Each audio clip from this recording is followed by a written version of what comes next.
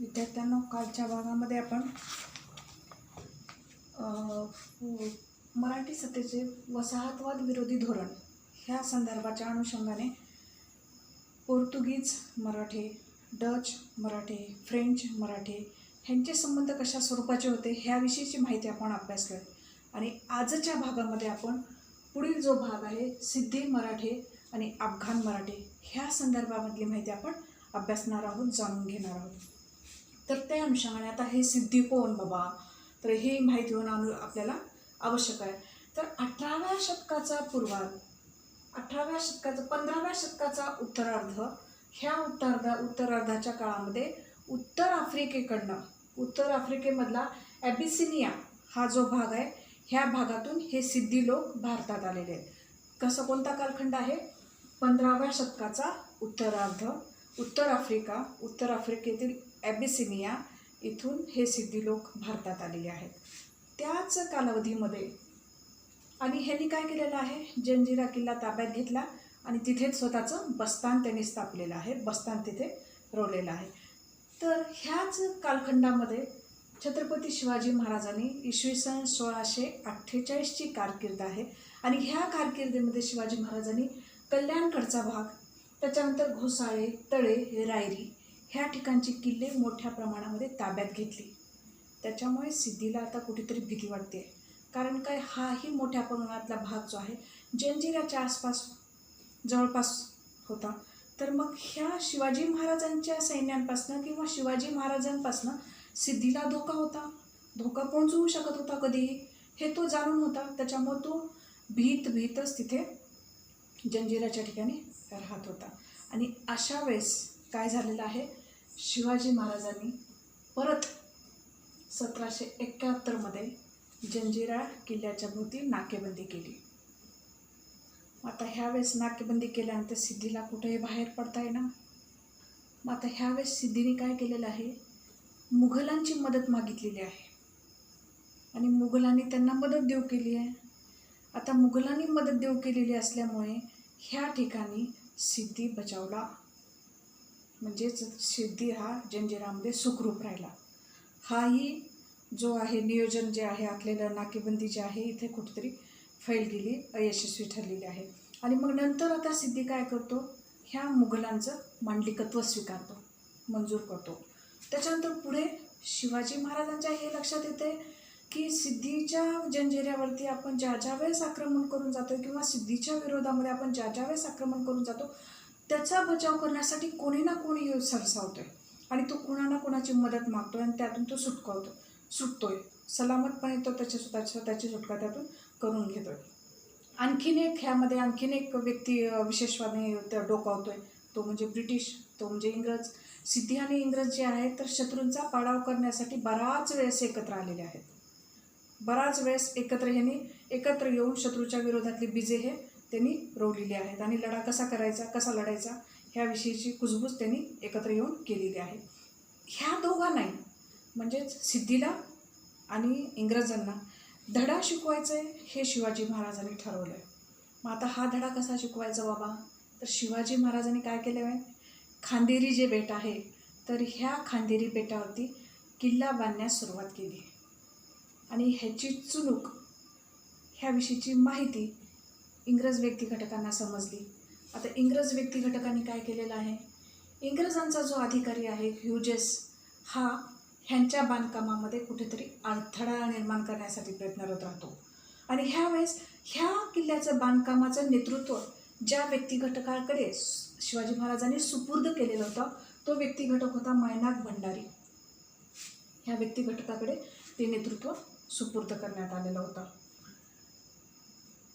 त्याच्यानंतर काय होतं आहे की इंग्रज काही शांत बसत नाहीत आणि ह्याच वेळेस आता इंग्रजांनी ह्या मराठ्यांच्या विरुद्ध चालणं आवश्यक आहे, ह्यांच्या विरुद्ध लढणं हे आवश्यक आहे, नाहीतर आपल्या ह्या ठिकाणी निभाव लागणार नाही आहे. आणि आपल्याला जे महत्त्वपूर्ण भाग किंवा महत्त्वपूर्ण जे प्रदेश आहेत ज्या ठिकाणी आपल्याला किल्ले प्राप्त करायचे आहेत, आपल्याला वखारी स्थापित करायचे आहेत, वसाहती प्रस्थापित करायच्या आहेत, तर तो भाग आपल्याला प्राप्त होणार नाही. मग ह्यांना कुठेतरी नमवणं आवश्यक आहे, ह्यांना कुठेतरी थांबवणं आवश्यक आहे.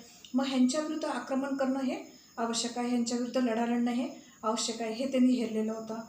मग काय होतं आहे की इंग्रजांचे मुंबई बेटाकडनं बराच व्यक्तिघटक, एक जहाज आहे, 7-8 गलबते जे आहेत, तर मराठ्यांच्या विरुद्ध लढा लढण्याच्या दृष्टिकोनातून खांदेरी बेटाकडे वळत आहेत. खांदेरी बेटाच्या मार्गाने निघालेले आहेत. आता ह्या वेळेस प्रमुखत्व मराठी सैन्यांचं ज्या व्यक्तिघटकांनी ती धुरा सांभाळलेली आहे, त्याच्यामध्ये आरमारीचं जे नेतृत्व आहे, तर ते नेतृत्व जे प्रमुख नेतृत्व जे आहे दौलत खानाकडे होतं. आणि त्याच्यानंतर आणखीन एक हाच व्यक्तिघटक मायनाक भंडारी यांनी सुद्धा ह्या दोन्हीही व्यक्तिघटकांनी ब्रिटिश अधिकाऱ्यांना सळोकीपळो करून सोडलेलं आहे. आणि सळोकीपळो करून सोडलेलं असल्यामुळे त्यांना नाकीनऊ. आणि ह्याच मराठ्यांचे जे काही गलबते आहेत, ह्याच 30-40 गलबतांनी ब्रिटिशांच्या व्यक्तिघटकांचा पराभव केलेला आहे. त्या ठिकाणी त्यांचा निभाव लागलेला नाही, टिकाव लागलेला नाही. त्याच्यानंतर पुढील जी बाब आहे, तर पुढील जी बाब आपल्याला जाणून घ्यायची आहे, तर ती आता ह्युजेसचा झाला, ह्युजेस इंग्रज अधिकाऱ्याच्या बाबत झाला. आता पुढं जे व्यक्तिघटक आहेत, छत्रपती संभाजी महाराज, शिवाजी महाराजांची कारकीर्द संपल्यानंतर पुढे ज्या व्यक्तिघटकांनी ही धुरा सांभाळलेली आहे, सिद्धी हा जेरी सांगून सोडलेला आहे. सतत कोणत्या ना कोणत्या गोष्टीने स्वराज्याच्या भागामध्ये, स्वराज्याच्या अंडर ऑब्झर्वेशनमध्ये जे काही प्रदेश होते त्या प्रदेशावरती कुठून ना कुठून तो आक्रमण करत होता. मग ह्याचा कुठंतरी निभाव लावला पाहिजे, ह्याच्या विरुद्ध लढा लढणं हे आवश्यक आहे, हे संभाजीराजे जाणत होते. तर संभाजीराजांनी काय केलेलं आहे, उंदेरी आहे, आपटे आहे, नागोठणे आहे, जंजिरा परिसरातला जे काही भाग आहे तो ताब्यात घेण्यासाठीचा प्रयत्न केला, ताब्यात घेतला आणि त्या ठिकाणी वचक निर्माण करण्याचा, सिद्धीवरती वचक निर्माण करण्याचा प्रयत्न केलेला आहे. आता ह्या सिद्धीचा काहीतरी बंदोबस्त करणं, ह्याविषयीचे विचार संभाजी महाराजांच्या मनामध्ये चालूच होते आणि त्याच्या विरुद्ध आपल्याला लढा लढण्यासाठी जाणं आवश्यक आहे, असा विचार करण्याच्या दृष्टिकोनातून बाहेर पडणार, त्यानुसार ते मार्गक्रमण करणार. तोपर्यंतच मुघलांनी जे आहे तर ह्या स्वराज्याच्या दृष्टिकोनातून मुघल व्यक्तिघटकांनी आक्रमण केलेलं आहे. औरंगजेब इकडे चाल चालून येतोय. तर आता ह्याचा विरोध करायचा आहे, आपलं स्वराज्य सांभाळायचं आहे का ह्या स्थितीचा बंदोबस्त करायचा आहे, त्याच्यापेक्षा आपण ज्या ठिकाणी आहे त्याच ठिकाणी थांबलेलं कधीही योग्य आहे, हे त्यांनी जाणून घेतलेलं होतं. त्याच्यानंतर पुढील जे बाब आहे, तर पुढील बाबीच्या दृष्टिकोनातून आपल्याला हे जाणून घ्यायचं आहे की आपलं जे आहे सार्वभौमत्व हे आपलं अबाधित ठेवणं आवश्यक आहे, त्याची सुरक्षितता जपणं आपल्याला आवश्यक आहे. ह्या अनुषंगाने संभाजीराजांनी प्रयत्न केला. छत्रपती शाहू महाराजांची कारकीर्द आहे, त्याच्यानंतर राजाराम ताराबाईंची कारकीर्द आहे. तर ह्या व्यक्तिघटकांचं बरंच आयुष्य जे आहे तर औरंगजेबांचं सैन्य थोपवून धरण्यामध्येच खर्ची पडलेलं आहे. त्याच्यामुळे पाश्चिमात्य व्यक्तिघटकांकडे त्यांना फारसं लक्ष देता नाही आलं आणि त्यांचं जे आक्रमणे आहे थोपवून धरण्याच्या दृष्टिकोनातून ते कुठेतरी कमी पडत आहे. ही एक बाब झाली आहे. आणखीन पुढे चालतोय. पुढे जात असताना रघुनाथरावांसारखा व्यक्तिघटक आहे, तसेच माधवराव पेशव्यांसारखा रघुनाथरावांसारखा व्यक्तिघटक, त्याच्यानंतर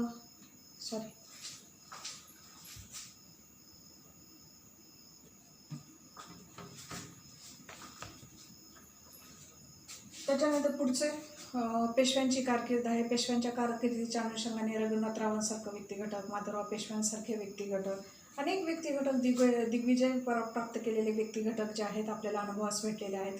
तर त्याच अनुषंगाने आपण थोरले बाजीराव पेशवे आहेत, ह्यांची कारकीर्द ही जाणून घेतलेली आहे. थोरले बाजीराव पेशव्यांच्या कारकिर्दीमध्ये जे आहे 1733चा कालखंड आहे. ह्यावेळेसही थोरले बाजीराव म्हणजेच पेशवे जे आहेत मराठी जे आहेत तर ते सिद्धीच्या विरुद्ध लढा लढण्याच्या दृष्टिकोनातून त्यांनी जे आहे हे कार्य जे आहे तर दिल्लीकडचा किंवा उत्तर भारताकडचा जो सिद्धीच्या विरुद्ध लढा लढण्याच्या दृष्टिकोनातून, जंजिरा आपल्या ताब्यात आणण्याच्या दृष्टिकोनातून, प्रयत्नरत राहण्याच्या दृष्टिकोनातून त्यांचे जे छोटे बंधू आहेत, त्यांचे जे धाकटे बंधू आहेत, चिमाजी आप्पा, ह्यांच्याकडे हे नेतृत्व, ही धुरा सुपूर्द करण्यात आलेली आहे. आणि चिमाजी आप्पांनी काय केलेलं आहे, सरतेशेवटी सिद्धीचा म्हणजेच ह्या जंजिऱ्याच्या सिद्धीचा पराभव केलेला आहे आणि सिद्धी शरण येतोय कुठंतरी. आणि शरण येऊन सिद्धी काय की ह्या मराठ्यांचं जे आहे तर सिद्धी मांडलिकत्व मान्य करतोय. हा इथपर्यंतचा भाग आपण अभ्यासलेला आहे. पुढचा जो भाग आहे, पुढच्या भागाच्या दृष्टिकोनातून आपल्याला सिद्धी आणि मराठे ह्यांचे संबंध कशा प्रकारचे होते, सिद्धीने कुणाकुणाची मदत मागितलेली आहे ह्याविषयीची माहिती आपण जाणून घेतलेली, मुघलांची कशी मदत त्यांनी मागितलेली आहे, त्याच्यानंतर इंग्रजांची कशी मदत त्यांनी मागितलेली आहे, हे आपण जाणून घेतलेलं आहे. आता त्याच्यानंतर पुढचा जो भाग आहे तर अफगाण आणि मराठी. अतिशय महत्त्वपूर्ण असा हा भाग आहे. तर हा आपल्याला माहिती होणं आवश्यक आहे. अफगाणाच्या दृष्टिकोनातून आता 18व्या शतकाचा पूर्वार्ध आहे. 18व्या शतकाच्या पूर्वार्धाचा इतिहास जाणून घ्यायचा आहे भारतीय दृष्टिकोनातून. आणि उत्तर भारताच्या दृष्टिकोनातून आपल्याला प्रत्येकाला तिकडचा जो महत्त्वपूर्ण भाग आहे तो हवा आहे. प्रत्येक जणांचं लक्ष जे आहे तर त्या उत्तर भारताची जी तख्त आहे, दिल्ली तख्त जी आहे तर ती प्राप्त करण्याच्या अनुषंगाने, तिथली सत्ता प्राप्त करण्याच्या अनुषंगाने, तसेच तिच्या आजूबाजूचा जो प्रदेश आहे, जो भाग आहे तो प्राप्त करण्याच्या अनुषंगाने प्रत्येक व्यक्ती प्रयत्नरत राहतोय. त्याच्यामध्ये परकीय व्यक्ती घटकसुद्धा आक्रमक होत आहे. परकीय व्यक्ती घटकसुद्धा मोठ्या प्रमाणामध्ये आक्रमण करून येत आहे. कारण का हा महत्त्वपूर्ण भाग आहे की भारतामध्ये प्रवेश करण्याच्या दृष्टिकोनातून दिल्ली हा एक फार अतिशय महत्त्वपूर्ण भाग आहे. आणि त्या दृष्टिकोनातून अफगाणकडचे व्यक्ती घटक मोठ्या प्रमाणामध्ये आक्रमण करून इकडे दिल्लीच्या मार्गे भारतामध्ये प्रवेशलेले आहेत. मग भारतामध्ये प्रवेशल्यानंतर अनेक व्यक्ती घटक इथे स्थिरावलेत.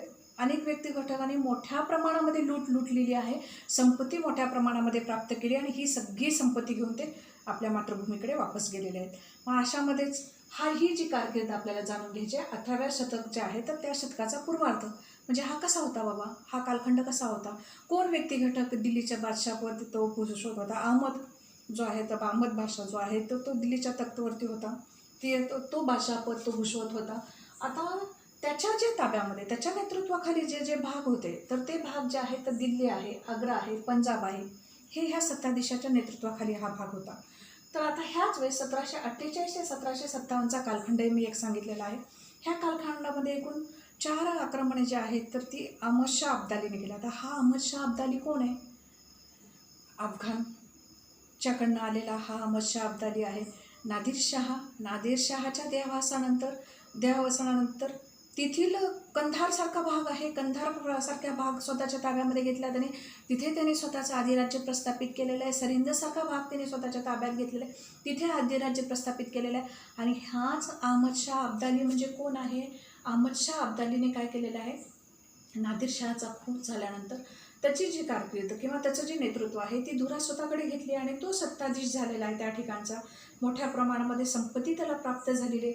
मग आता ह्यावेळेस जी अब्दालीची जी टोळी आहे तर ह्यांनी स्वतःला दुराणी म्हणण्यास सुरुवात केलेली आहे. म्हणजेच कोण आहेत हे?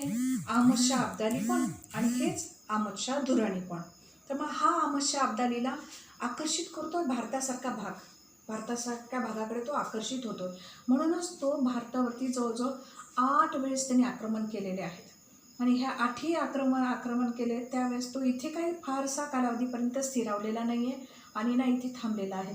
त्यांनी फक्त एकच उद्देश अंगी बाळगलेला आहे की मोठ्यातला मोठा प्रदेश काबीज करायचा, प्राप्त करायचा आणि इथली मोठ्या प्रमाणामधली संपत्ती लुटून न्यायची आपल्या देशामध्ये. हेच त्यांनी काम केलेलं आहे आणि त्यांनी तसंच केलेलं आहे. आणि हे कार्य करत असताना त्याला भारतीय जे सत्ताधीश आहेत, भारतीय जे व्यक्ती घटक आहेत, अफगाणी व्यक्ती घटक आहेत, अफगाणी व्यक्ती घटकांकडे रोहिल्याचे व्यक्ती घटक आहेत. ह्या व्यक्ती घटकांनी अवधचा नवाब आहे, ह्या नवाबाने, रोहिल्याचा नवाब आहे, ह्या नवाबांनी अहमदशाह अब्दालीला कशी मदत केलेली आहे बाबा हे माहिती होणं आवश्यक आहे. अहमदशाह अब्दालीसोबत पानिपतचा 3रा लढा झालेला आहे. मराठ्यांचा आणि पानिपतचा 3रा लढा जो आहे तो 14 जानेवारी 1761चा कालखंड आहे. हे आपल्याला माहिती करून घेणं आवश्यक आहे. त्याच्यामध्ये महत्त्वपूर्ण व्यक्ती घटक जे आहेत तर त्या व्यक्ती घटकांची भूमिका काय होती बाबा हेही माहिती होणं आवश्यक आहे की जेणेकरून आपल्याला अफगाण आणि मराठी संबंध कशा स्वरूपाचे होते हे माहिती होईल. त्याच्यावरती थोडासा प्रकाश टाकता येईल, त्याचा एक छानसा आपल्याला अभ्यास करता येईल. हे आपल्याला एकंदरीत ह्या इतिहासाच्या अभ्यासावरून आपल्याला माहिती होईल, ह्या व्यक्ती घटकांच्या अभ्यासावरून आपल्याला. मग अहमदशाह अब्दालीला आपण केंद्रस्थानी ठेवू, दिल्लीसारखा भाग आपण केंद्रस्थानी ठेवू, दिल्लीसारखी सत्ता आपण केंद्रस्थानी ठेवू, दिल्लीचे सत्ताधीश आपण केंद्रस्थानी ठेवूया. आणि इतर व्यक्ती हा आलाय भारतामध्ये. हा आल्यानंतर काय करतोय की दिल्लीच्या आसपासचा भाग आहे, दिल्ली आहे, आग्रा आहे, ह्या भाग तो स्वतः काबीज करतोय. मोठ्या प्रमाणामध्ये लुटतोय, तो तिथे आक्रमण करतोय आणि मोठ्या प्रमाणामधली संपत्ती तो लुटतोय.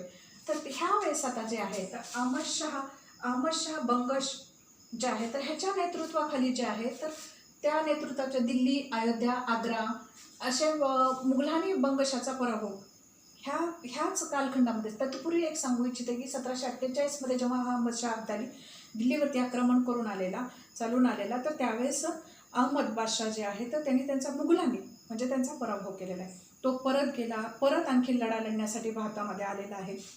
मग अशा वेळेस बंगशनी त्याला मदत केलेली आहे. बंगशनी मदत केल्यानंतर मग बंगशला हाताशी घेऊन त्यांनी लढा लढलेला आहे. अफगाण बंगश हा लढा लढलेला आहे आणि त्याच्या आसपासचा जो दिल्लीच्या आसपासचा जो कोणता भाग आहे तर तो भाग त्यांनी प्राप्त केलेला आहे. तसेच आता ह्या आता बंगश जो आहे तर अहमद शाह अब्दालीला जाऊन मिळाला आणि मग इथे आता कुणाला धोका निर्माण झालेला आहे? मुघलांना तर ह्याच्यापासून धोका निर्माण झालेला, कारण का ह्या भारतामध्ये ह्या भारतामधला व्यक्ती घटक जो आहे सत्ताजीत जो आहे तर तो अहमद शाह अब्दालीला मदत करतो. म्हणजे कुठंतरी आपली तख्त ही धोक्यात येते, आपली सत्ता आपलं पद कुठंतरी धोक्यात येते हे त्यांनी जाणलेलं आहे. मग ह्यावेळेस मुघलांनी काय केलेलं आहे? शिंदे आणि होळकरांची मदत घेतली आहे. कुणाचा पराभव करण्यासाठी? बंगशचा पराभव. आणि ते बंगशचा पराभव करतात त्या ठिकाणी. त्याच्यानंतर पुढे जे आहे तर 1752चा कालखंड. पुढे काय होतंय की राघोबा दादासारखा व्यक्ती घटक जो आहे, त्याच्यानंतर माधवराव पेशव्यांसारखे व्यक्ती, महत्त्वपूर्ण व्यक्ती घटक, ज्या व्यक्ती घटकांचं शौर्य, ज्या व्यक्ती घटकांचं बालाजी बाजीरावांसारखं व्यक्ती घटक ह्यांचं शूरवीर लढा हे आपल्याला माहिती करून राघोबा दादा मीन्स रघुनाथराव पेशवे ह्यांच्याविषयीची माहिती आपल्याला जाणून घेणं आवश्यक आहे. तर त्या अनुषंगाने 1752चा कालखंड आहे. 1752च्या कालखंडामध्ये मुघल आणि मराठे, आता काय होतंय की अहमद शाह अब्दाली हा जो इकडं पुण्याकडनं रघुनाथराव जे आहेत तर ते दिल्लीकडे निघालेले आहेत अहमद शाह अब्दालीच्या विरुद्ध लढा लढण्यासाठी. परंतु तोपर्यंत अहमद शाह अब्दाली जो आहे तर तो वापस त्याच्या मातृभूमीकडे अफगाणकडे तो वापस जातोय, कंधारकडे तो वापस जातोय. त्याच्यामुळे आता त्या तिकडचा उत्तर भारतातला जो मोठ्या प्रमाणामधला जो भाग आहे तर त्या भागाची व्यवस्था लावणं आवश्यक आहे बाबा. तो भाग व्यवस्थित सुरक्षित राहणं आवश्यक आहे. आणि मग ह्यांनी मराठे आणि मुघल ह्यांच्यामध्ये जो करार होतोय तो करार जो आहे तो 1752मध्ये करार होतोय, तोच म्हणजेच मुघल आणि मराठे करार.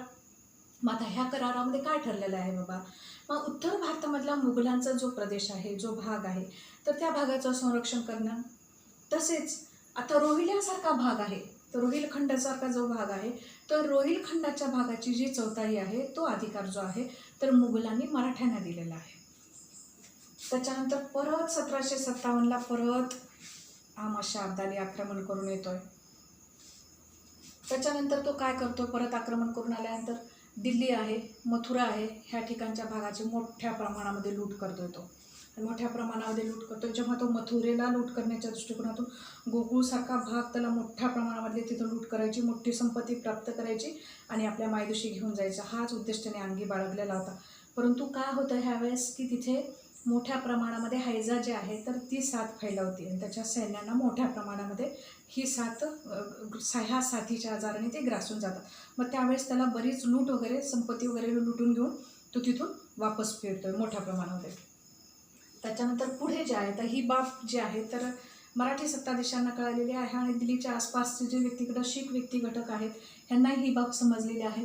मग आता मराठी आणि शीख ह्या दोघांमध्ये विचारविनिमय होतो आणि हे दोघं एकत्र येऊन त्यांनी जी मोहीम आखलेली आहे तर ती जी मोहीम आहे तर ती आहे पंजाब मोहीम.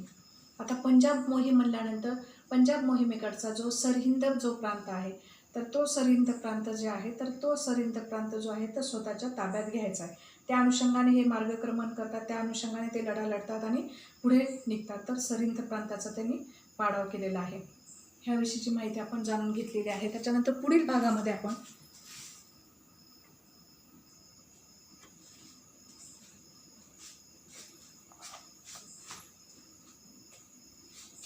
परत अहमद शाह अब्दाली काही शांत बसत नाही. इथल्या संपत्ती त्याला ही आकर्षित करते म्हणून तो परत चौथ्यांदा इथे स्वारी करण्यासाठी येतोय.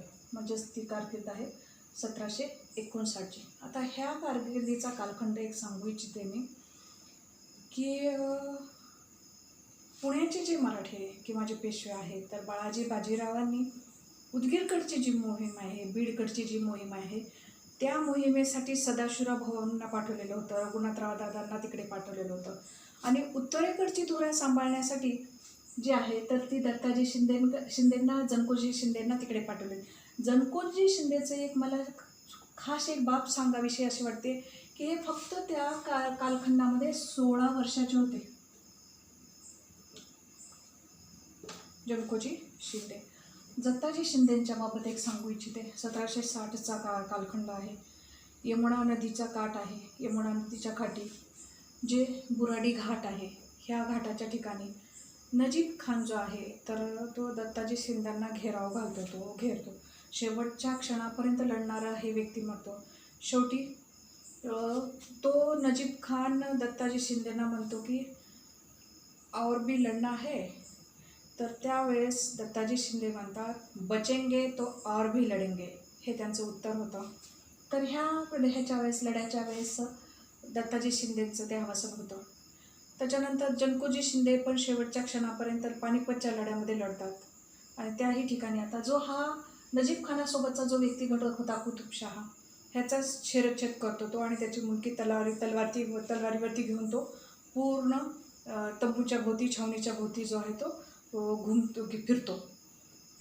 हे अगदी 16 वर्षाचं व्यक्तिघटक, तरुण असं व्यक्तिघटक की हा व्यक्तिघटक जो आहे तर ह्या व्यक्तिघटकाचा सुद्धा मृत्यू जो आहे तो अतिशय भयानक प्रकारात घडून येतो.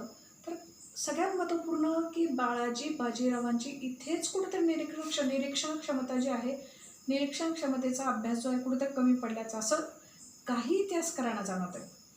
ते कसं की बाबा की एवढा असा हा बलाढ्य सैन्याने निघणारा व्यक्तिघटक अहमद शाह अब्दाली, हा अब्दाली उत्तरेकडे लढण्यासाठी स्वारी करण्यासाठी निघतोय. मग ह्याला प्रतिकार करण्यासाठी, ह्याला प्रतिविरोध करण्याच्यासाठी किंवा तिकडचा उत्तर भारतातला आपला जो भाग आहे तो प्राप्त करण्याच्या अनुषंगाने ज्या व्यक्तिघटकांना त्या ठिकाणचा अभ्यास होता, त्या ठिकाणचे सगळ्या बाबी ज्या व्यक्तिघटकांनी अभ्यासलेल्या होत्या, भौगोलिक म्हणा, ऐतिहासिक म्हणा, सगळ्या सामाजिक सगळ्या दृष्टिकोनातून ज्या व्यक्तिघटकांनी तेथील बाबींचा अभ्यास केलेला होता, ह्या व्यक्तिघटकांकडे ही नेतृत्व धुरा सुपूर्द करायला पाहिजे होती.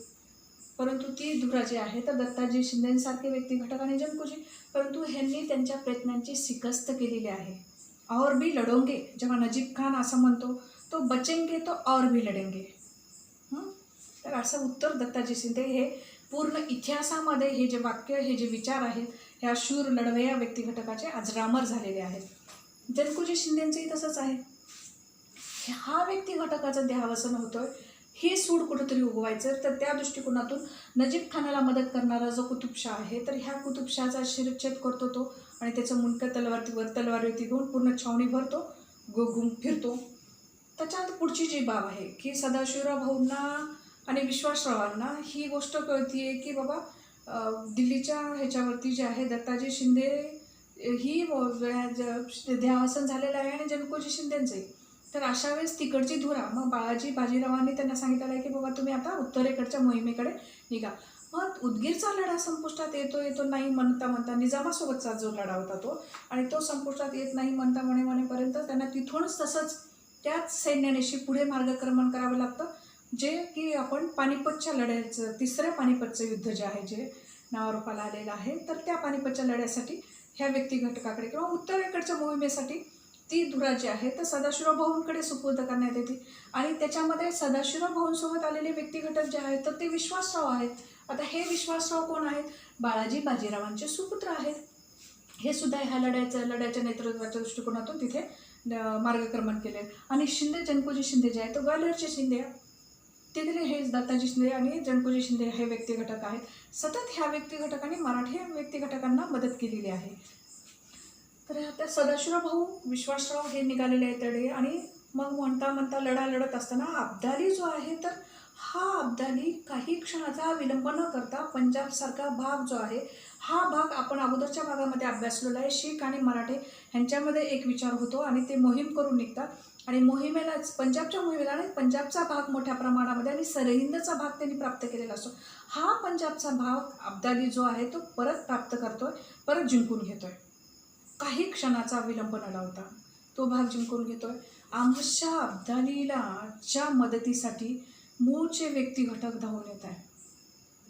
रोहिलखंड्याचा जो आहे नजीब खान त्याच्या मदतीला येतोय नवाब. त्याच्यानंतर अवधचा नवाजुद्दौला हा व्यक्तिघटक, शुजाउद्दौला हा व्यक्तिघटक त्याच्या मदतीला येतोय. मग हे आता मूळचे इथलेच व्यक्तिघटक ह्यांच्या मदतीला मोठ्या प्रमाणामध्ये येत आहे. तर हे बाकीचे व्यक्तिघटक, आणि काय होतं आहे की उदगीरकडचा लढा लढून दिल्लीकडे मार्गक्रमण करणारा व्यक्तिघटक आणि ह्यावेळेस अब्दाली काय करतोय, दिल्ली आणि पुणे ह्या मार्गातली मराठ्यांची रसद किंवा संवाद ह्या सगळ्या बाबी तो थांबवतोय, बंद करतोय. आणि मराठ्यांनी सुद्धा तसंच केलेलं आहे की अब्दालीचा दिल्लीपासून कंधारकडचं जे कंधारकडचा जो संवाद आहे, जे विचारविनिमय आहे, तेही ते थांबवतात. म्हणजे दोघंही एकमेकांना थोपवून धरण्यासाठी यशस्वी होतात. आणि ह्यावेळेसच काय होते की कोंडी होते कोणाची, मराठी सरदारांची. त्यांची रसद थांबवण्यात येते. रसद थांबवण्यात आल्यामुळे मोठ्या प्रमाणामध्ये भूकमारी, सैन्य थकून गेलेले एक तर अगोदरचा लढा लढून, आणि इथे मोठ्या प्रमाणामध्ये भूकमारी फैलवलेली आहे. आणि ही भूकमारी फैलवते पसरते. आणि ते म्हणताच पानिपतसारखा लढा हा डोळ्यासमोर येऊन उभा टाकतोय. सकाळच्या 8:30च्या टायमिंग, 8:30 वाजल्यापासूनच हा लढा सुरू होतोय. मग हा लढा तो संध्याकाळचे दिवस मावळेपर्यंत हा लढा लढतच. सगळ्यात अगोदर जे आहे तर ज्या व्यक्तिघटकाची मृत्यू घटका की लढ्या मैदानाच्या वरती सदाशिवराव भाऊ विश्वासराव येऊन ठेपलेले आहेत, शत्रूंच्या सोबत लढा लढताय. आणि ह्या वेळेसच काय होतं की विश्वासरावांचं जे आहे तर देहावसन होतं आहे. विश्वासराव पडतात, त्यांचा मृत्यू होतो. त्यांचा मृत्यू झालेला असल्यामुळे हत्तीवरनं सदाशिवराव भाऊ खाली उतरतात त्यांना पाहण्यासाठी. मग बाकीच्या सैन्यांना असं वाटतं की आपलं प्रमुख नेतृत्व करणारा व्यक्तिघटकसुद्धा आपल्या ह्या लढ्यामध्ये मृत्युमुखी पडलेला आहे. म्हणून सैन्य जिकडे जागा भेटेल तिकडे सैरभैर पळत सुटतात. आणि ह्याचाच पुरेपूर फायदा जो आहे तर अहमदशाह अब्दाली उचलतो. आणि अहमदशाह अब्दालीने पुरेपूर ह्याचा फायदा उचललेला आहे.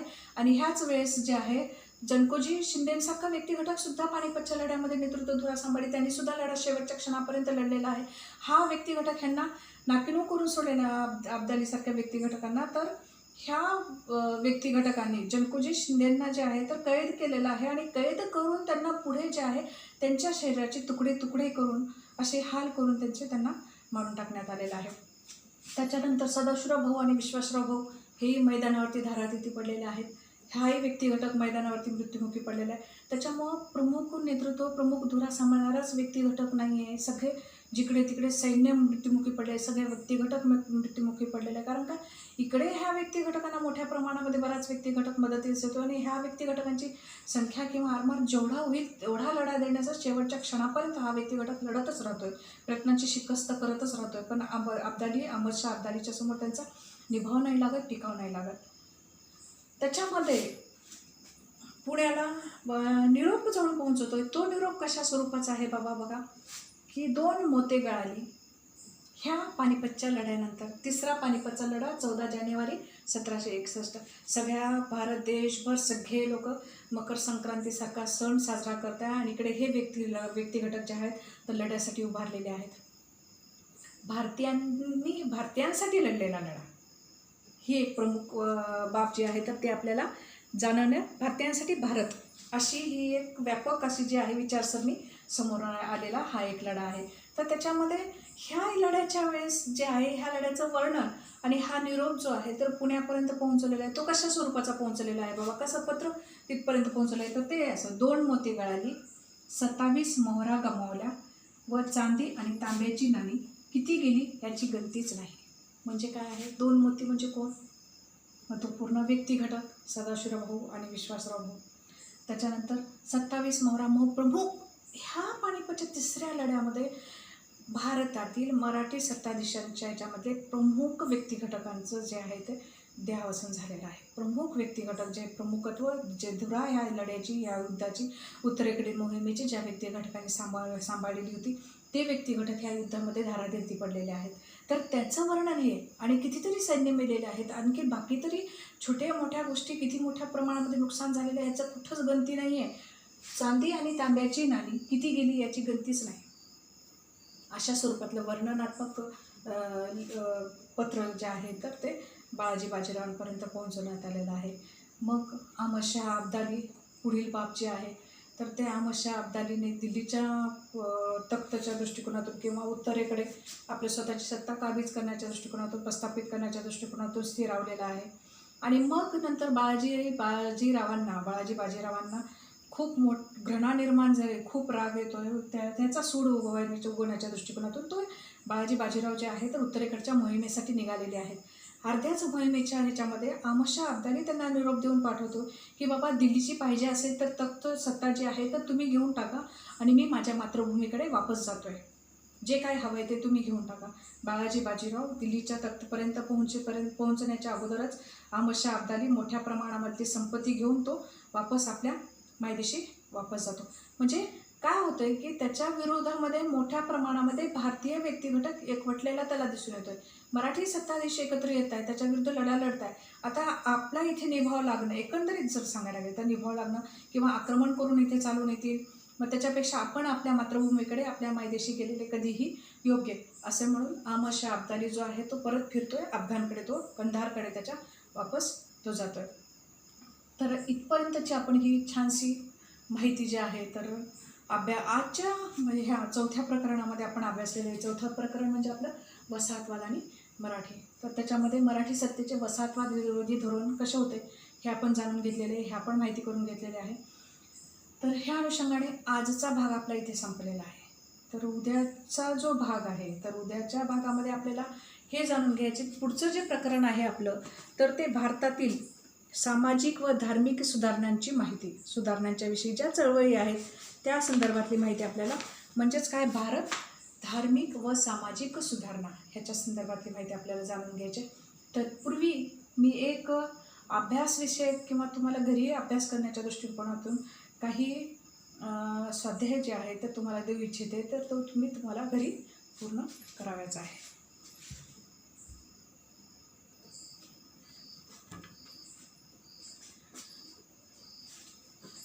HSC बोर्डच्या अनुषंगाने तुम्हाला अशा स्वरूपाचा एक प्रश्न विचारण्यात येतो, तुमचे मत नोंदवा. म्हणजे तुमचे ह्या दृष्टिकोनातून विचार काय आहेत हे तुमच्या भाषेमध्ये तुम्हाला मांडायचे आहेत.